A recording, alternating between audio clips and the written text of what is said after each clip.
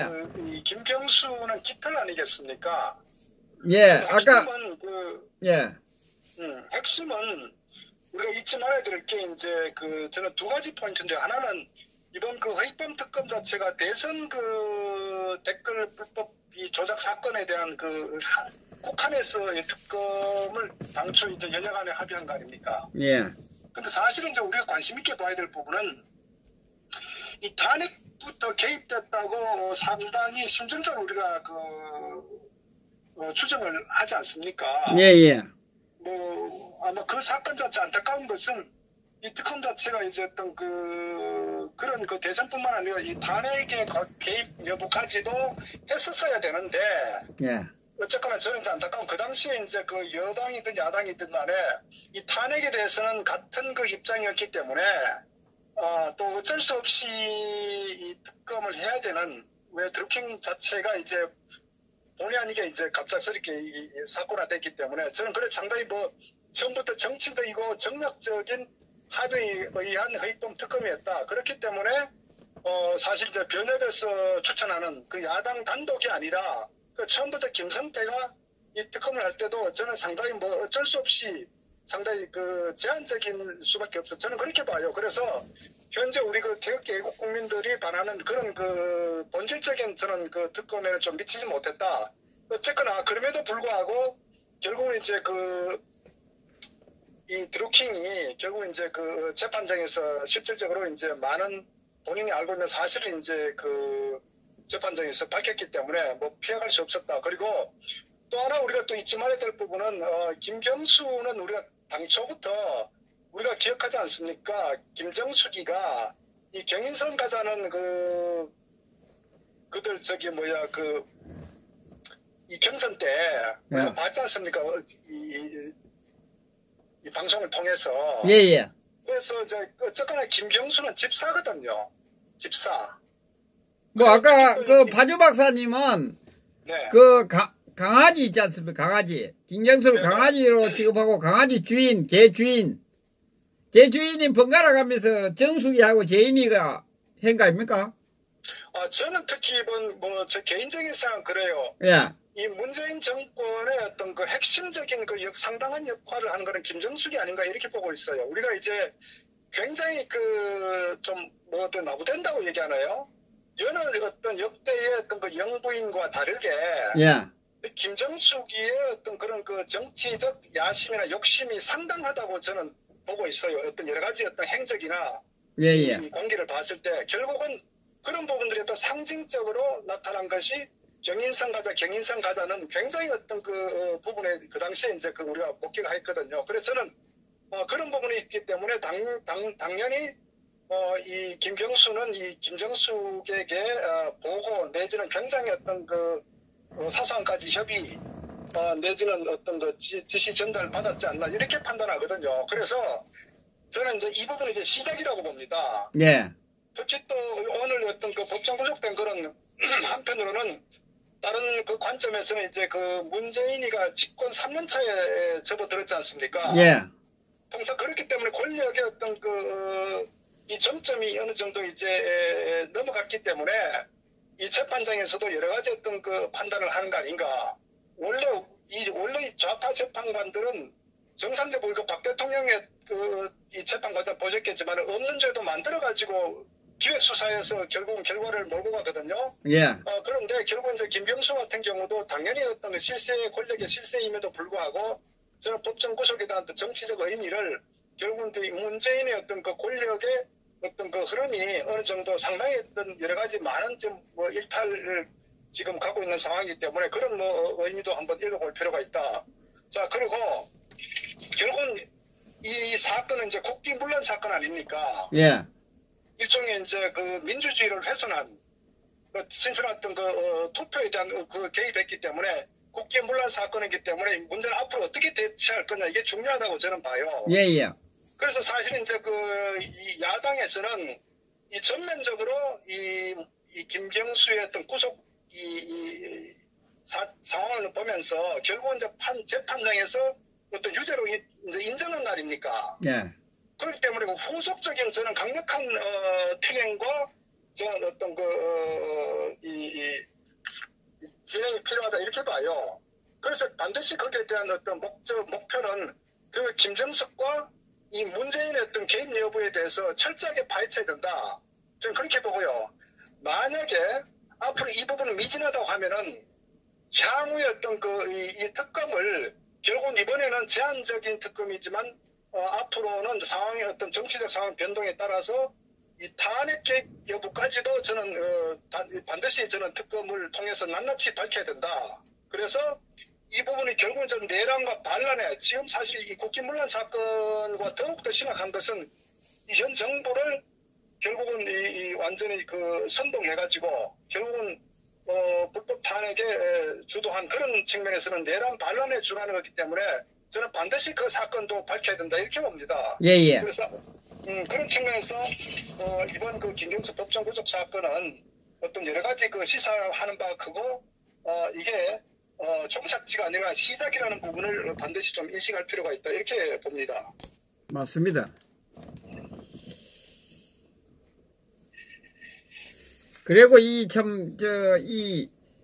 걱정스럽습니다. 그죠? 이런 좋은, 그죠?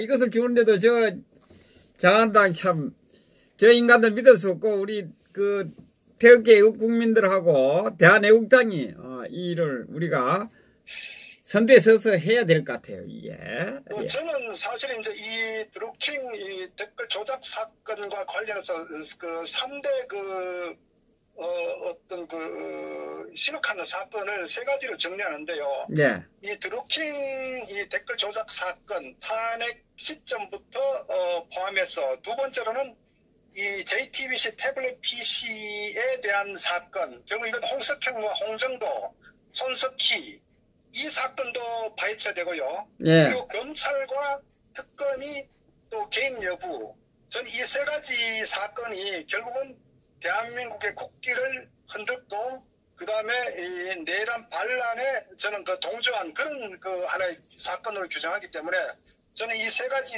이 사건에 대해서 반드시 저는 추후에 예. 특검을 통하든 국정조사를 하든 청문회를 하든 간에 반드시 실체를 밝혀서 저는 대한민국을 원점으로 되돌려야 된다. 저는 그렇게 봅니다. 결국은 이걸 통해 가지고 이 좌파들의 실체를 완전히 낱낱이 밝히고 저는 대한민국을 다시 세우는 그런 하나의 계기로 삼아야 된다. 이렇게 판단을 하고 있습니다. 예, 감사합니다.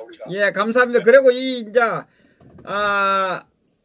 말이 나왔으니까 문재인의 딸 동남아로 지금 갔잖아요. 그 부분에 대해서 우리 박사님은 어떻게 생각하고 계시는지 한 말씀 해주세요. 저는 상식적 관점에서 구체적인 거를 제가 아직 밝혀진 게 없기 때문에 다만 우리가 상식적 관점 봤을 때 예.